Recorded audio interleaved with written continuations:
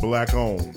It's about business, our culture, creating legacies.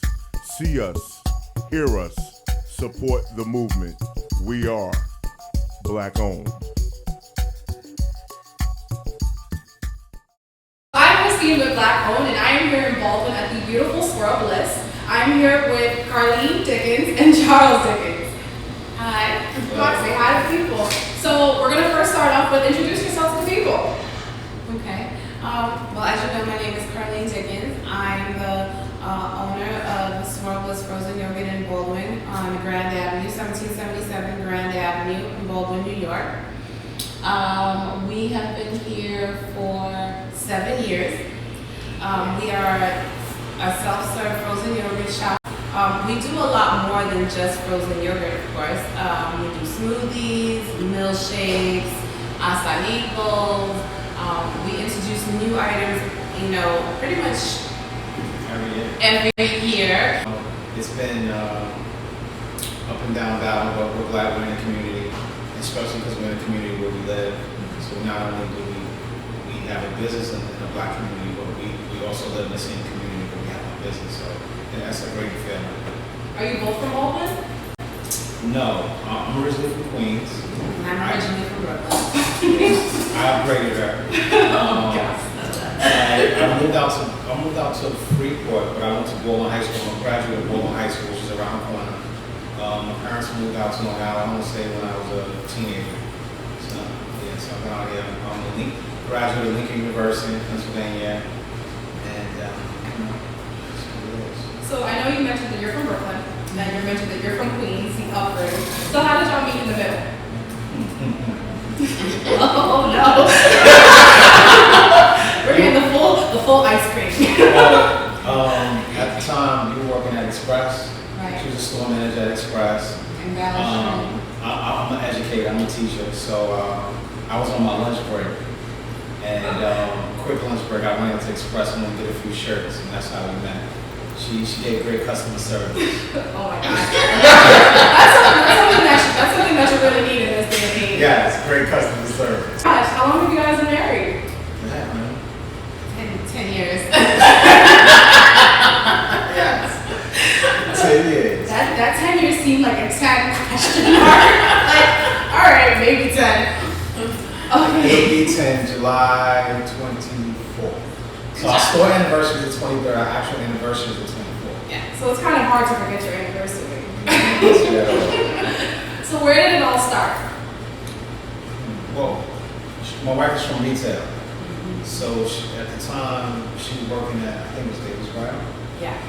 And she would come home right there in Brooklyn, right on, they closed it, at the junction. And she was like, oh yeah, we did 20,000 today, we did 15,000 today. I'm like, oh my gosh, we got to start opening out on business. I know we didn't want to do wedding dresses, I didn't want no parts of that. But we kept saying, what do we want to do? And my mom had invited us to a frozen yogurt shop out in Long Island.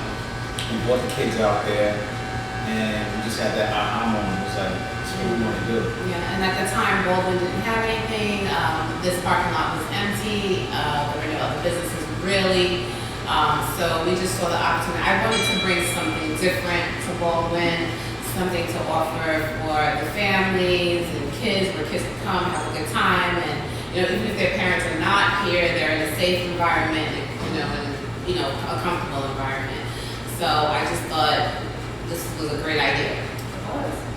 What does being a Black owner mean to you? It means a lot. I mean, it's a lot of responsibility.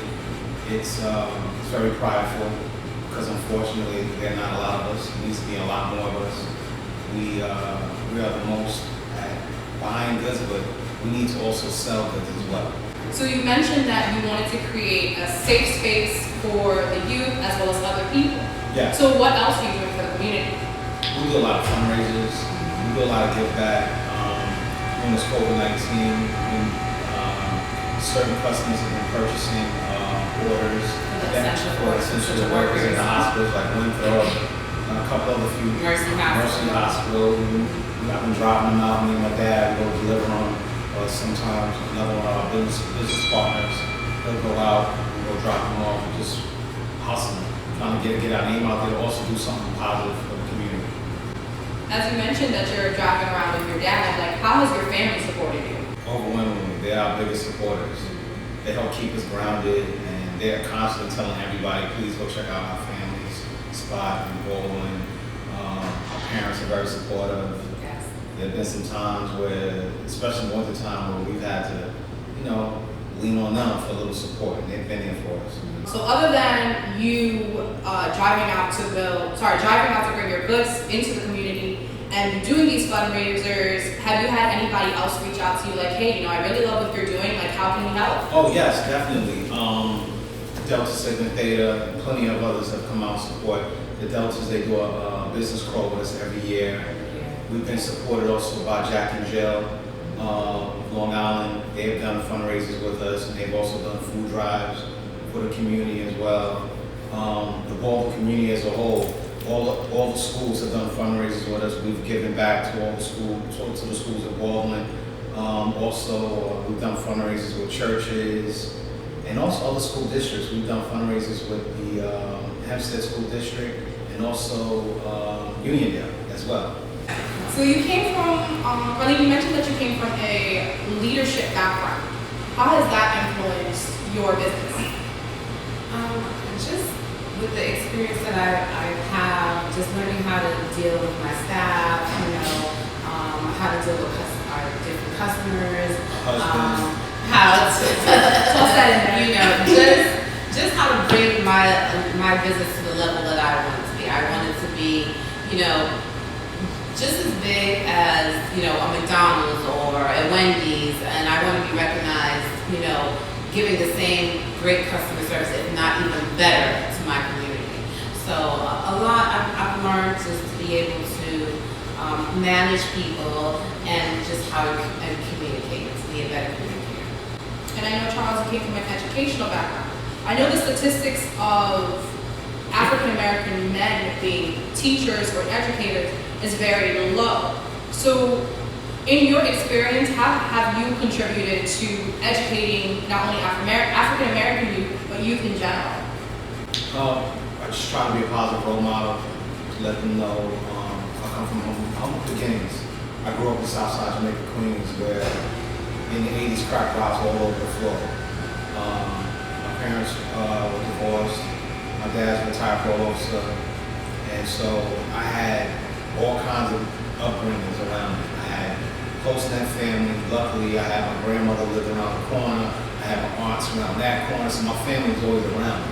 Yes, I did get into trouble, but I didn't think I'd ever been arrested, nothing like that. But I was a teenage boy, and so I guess my upbringing just made. So I just want to share with, especially other young black males, that we can do this. We can do other things. No disregard to anybody who has any other businesses, but we can think outside the box. You know how many times, unfortunately, people come up to me, especially our own people, say, well, what made you come up with doing this type of business? We can do it. We can do other things. If we want to open a pizza shop, we can. We can do different things. We don't have to be pigeonholed in doing the same type of business. Where can we find you? You can find us in Baldwin, New York, 1777 Grand Avenue. You can also find us online at SWIRLBLISS.com. If you're on Facebook and Instagram, at SWIRLBLISSBALDWIN.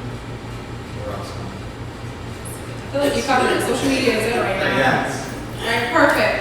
So again, I thank you so much, Carlene and Charles, for your beautiful interview. If you guys like this content, make sure that you like and subscribe and comment below if you have any comments or you have any other black-owned businesses that we need to